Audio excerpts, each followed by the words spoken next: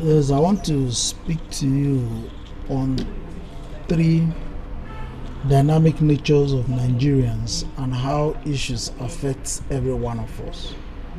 First and foremost, we have three category of classes in Nigeria, and that has impeded the challenges we're facing as a country and what we are going through as a people. But a lot of people might not find this interesting, but when you listen to me carefully, you get to understand where the complexity is and why Nigerian is a diverse society that is difficult for us to come together and have a more unified agenda to strengthen and revive this country. Now we have three categories of group in Nigeria. One is the freed class. When I mean the freed class, I mean those who have gained freedom economically, those who have gained freedom socially, those who have gained freedom politically. And this class of people constitute 10% of the Nigerian society. They are free in such a way that they already have their houses, they have cars, they have food to eat, they have all the luxuries to themselves, so they don't bother about the common issues that is happening in Nigeria. So therefore, they don't kill themselves to see how to support the Nigerian dream, because already they are above the bar of oppression, the bar of suffering, and the bar of poverty. And now we have the second class of people, which are called the elites. We call them the educated, the enlightened in Nigeria. These are the educated Nigerians who too much of educations have created a demarcation in the way they look at issues. Because they are educated, they felt that look, they know what they are doing even when they don't know what they are doing. So this class of people, only 20% of them always vote in an electionary process, because they felt that they could do whatever they think and they can go about their business because they are educated. They assume that they know what is going on in Nigeria, so they don't want to be part of it. Because why?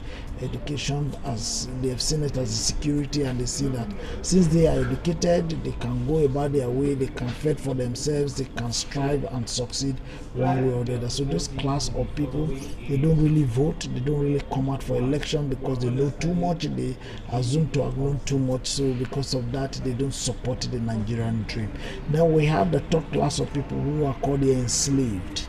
The enslaved Nigerians are the major problem we have in Nigeria. Now, the society, or would I say the elite, the political class, kept these people enslaved, uneducated, so that they can use them. So they are the weapon that is causing the disintegration in Nigeria and the lack of development in Nigeria, because this class of people are referred to the enslaved. Whatever they give to them is what they take.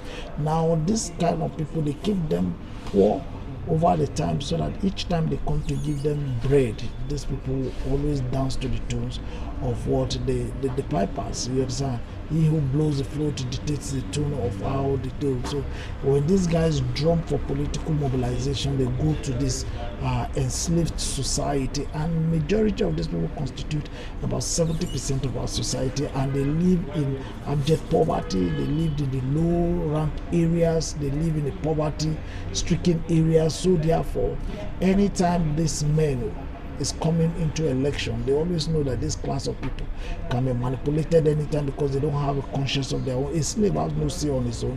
A slave has no mind of his own. Only the mind of the master works in the slave.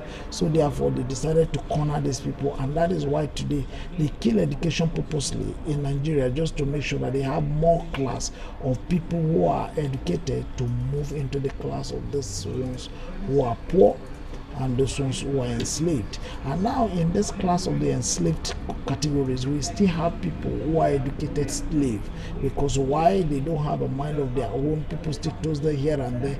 That is why the Nigerian society cannot fight against the menace of advancement or development, because now we discover that there are so many hurdles, because we are divided against this line. So now we must strive as a people to reduce the number of this enslaved society and push them up to the enlightened. Though the enlightened, 20% of them hardly vote, while 80% hardly vote. But now if we move and reduce the 70% to 50% in that class, then we'll have a society who are aware, who is educated and who can make decisions on it. So at that point in time, we'll now say Nigeria is progressing. But for now, Nigeria is not progressing because we have 70% of the enslaved. So the slaves are more than the masters, as it usually be, and the masters are fully in charge of the slave. And that is why we have this terrible situation in our country called Nigeria.